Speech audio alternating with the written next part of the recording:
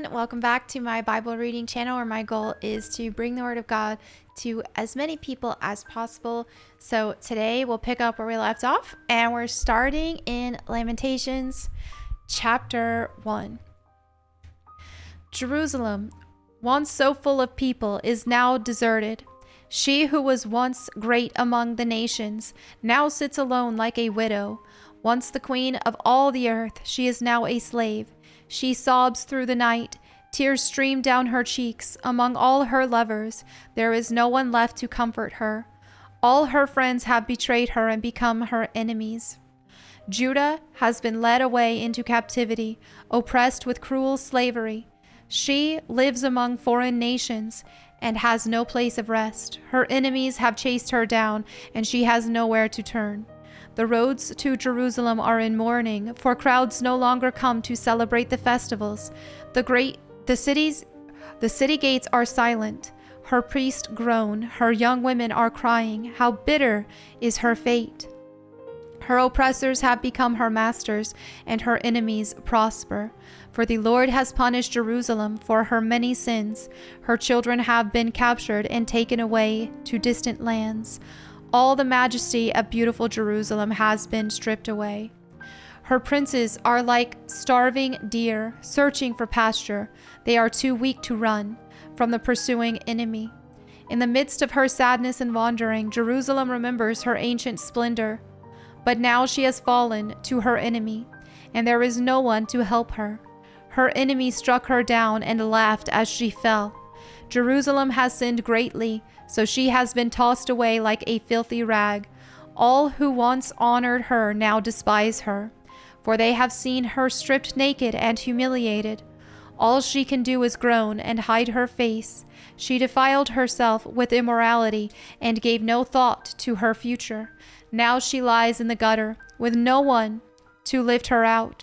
Lord, see my misery, she cries. The enemy has triumphed. The enemy has plundered her completely, taking every precious thing she owns. She has seen foreigners violate her sacred temple, the place the Lord had forbidden them to enter. Her people groan as they search for bread.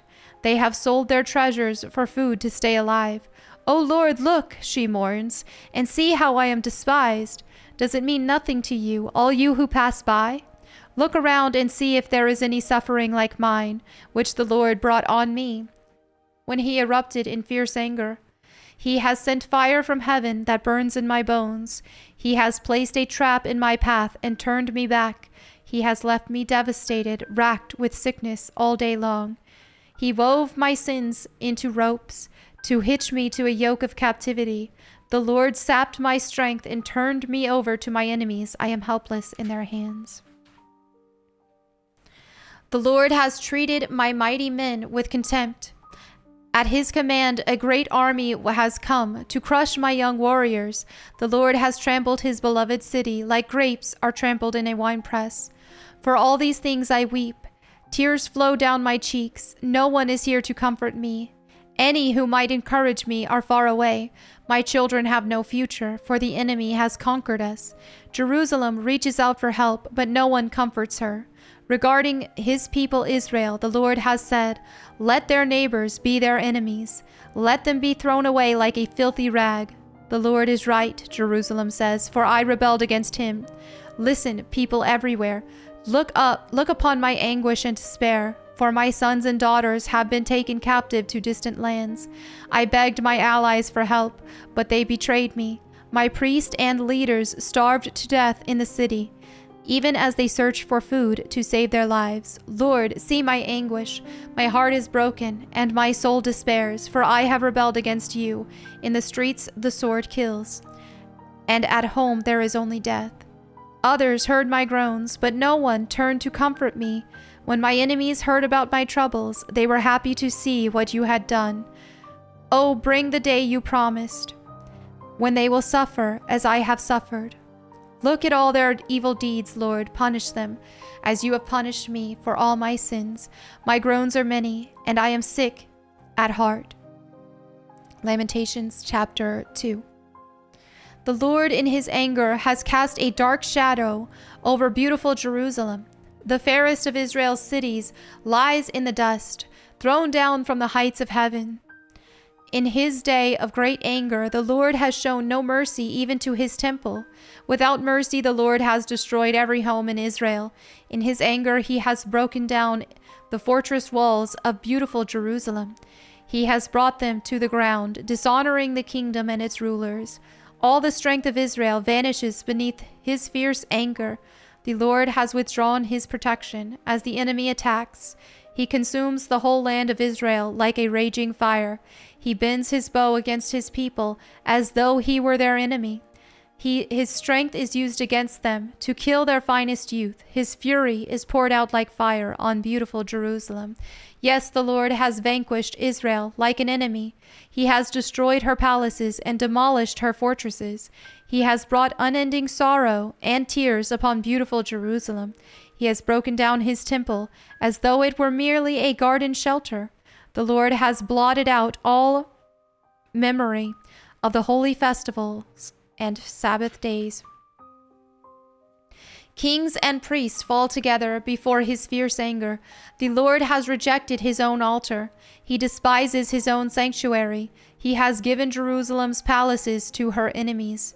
They shout in the Lord's temple as though it were a day of celebration. The Lord was determined to destroy the walls of beautiful Jerusalem. He made careful plans for their destruction, then did what he had planned. Therefore the ramparts and walls have fallen down before him. Jerusalem's gates have sunk into the ground. He has smashed their locks and bars. Her kings and princes have been exiled to distant lands. Her law has ceased to exist. Her prophets receive no more visions from the Lord. The leaders of beautiful Jerusalem sit on the ground in silence. They are clothed in burlap and throw dust on their heads. The young women of Jerusalem hang their heads in shame. I have cried until the tears no longer come. My heart is broken. My spirit is poured out in agony as I see the desperate plight of my people. Little children and tiny babies are fainting and dying in the streets. They cry out to their mothers, "We need food and drink." Their lives ebb away in the streets. Like the life of a warrior wounded in battle, they gasp for life as they collapse in their mother's arms. What can I say about you? Who has ever seen such sorrow, O daughter of Jerusalem? To what can I compare your anguish, O virgin daughter of Zion? How can I comfort you? For your wound is as deep as the sea. Who can heal you? Your prophets have said so many foolish things, false to the core. They did not save you from exile by pointing out your sins. Instead, they painted false pictures, filling you with false hope. All who pass by jeer at you. They scoff and insult beautiful Jerusalem, saying, "Is this the city called most beautiful in all the world, and joy of all the earth?" All your enemies mock you. They scoff and snarl and say, "We have destroyed her at last. We have long waited for this day, and it is finally here." But it is the Lord who did just as he planned. He has fulfilled the promises of disaster he made long ago. He has destroyed Jerusalem without mercy. He has caused her enemies to gloat over her and given them power over her. Cry aloud before the Lord, O walls of beautiful Jerusalem. Let your tears flow like a river day and night. Give yourselves no rest. Give your eyes no relief. Rise during the night and cry out. Pour out your hearts like water to the Lord. Lift up your hands to him in prayer, pleading for your children. For in every street they are faint with hunger. O Lord, think about this. Should you treat your own people this way? Should mothers eat their own children, those they once bounced on their knees? Should priests and prophets be killed within the Lord's temple? See them lying in the streets, young and old, boys and girls, killed by the swords of the enemy. You have killed them in your anger, slaughtering them without mercy. You have invited terrors from all around, as though you were calling them to a day of feasting. In the day of the Lord's anger, no one has escaped or survived. The enemy has killed all the children whom I carried and raised. Lamentations chapter 3. I am the one who has seen the afflictions that come from the rod of the Lord's anger. He has led me into darkness, shutting out all light. He has turned his hand against me again and again all day long. He has made my skin and flesh grow old. He has broken my bones. He has besieged and surrounded me with anguish and distress. He has buried me in a dark place, like those long dead.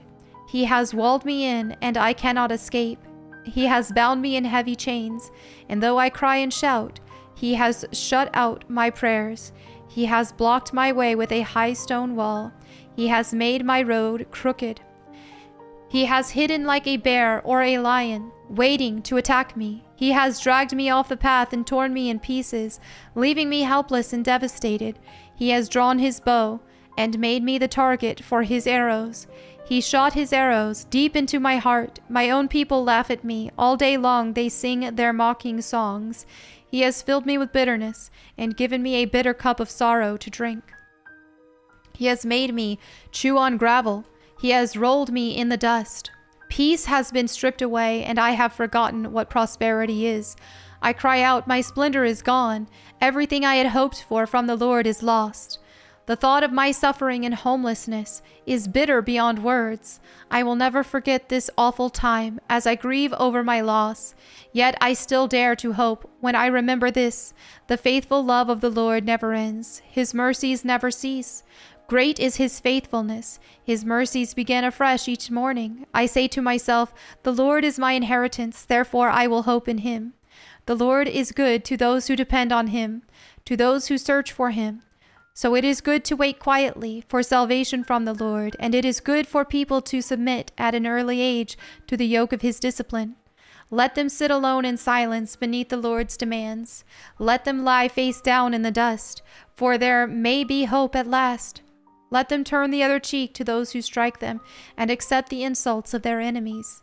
For no one is abandoned by the Lord forever.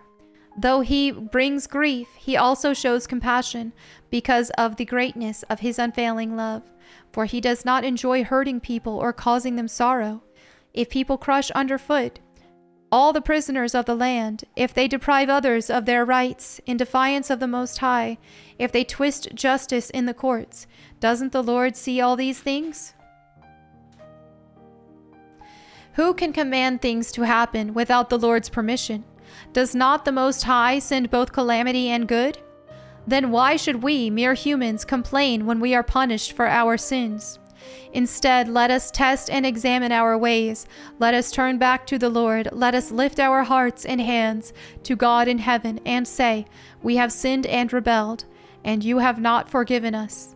You have engulfed us with your anger, chased us down, and slaughtered us without mercy.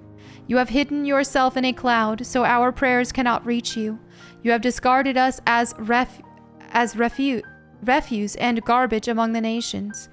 All our enemies have spoken out against us. We are filled with fear, for we are trapped, devastated, and ruined. Tears stream from my eyes because of the destruction of my people. My tears flow endlessly. They will not stop until the Lord looks down from heaven and sees. My heart is breaking over the fate of all the women of Jerusalem. My enemies, who I have never harmed, hunted me down like a bird. They threw me into a pit and dropped stones on me. The water rose over my head, and I cried out, "This is the end." But I called on your name, Lord, from deep within the pit. You heard me when I cried. Listen to my pleading. Hear my cry for help. Yes, you came when I called. You told me, "Do not fear." Lord, you have come to my defense. You have redeemed my life. You have seen the wrong they have done to me, Lord. Be my judge and prove me right. You have seen the vengeful plots my enemies have laid against me. Lord, you have heard the vile names they call me. You know all about the plans they have made. My enemies whisper and mutter as they plot against me all day long. Look at them. Whether they sit or stand, I am the object of their mocking songs. Pay them back, Lord, for all the evil they have done. Give them hard and stubborn hearts, and then let your curse fall on them. Chase them down in your anger, destroying them beneath the Lord's heavens.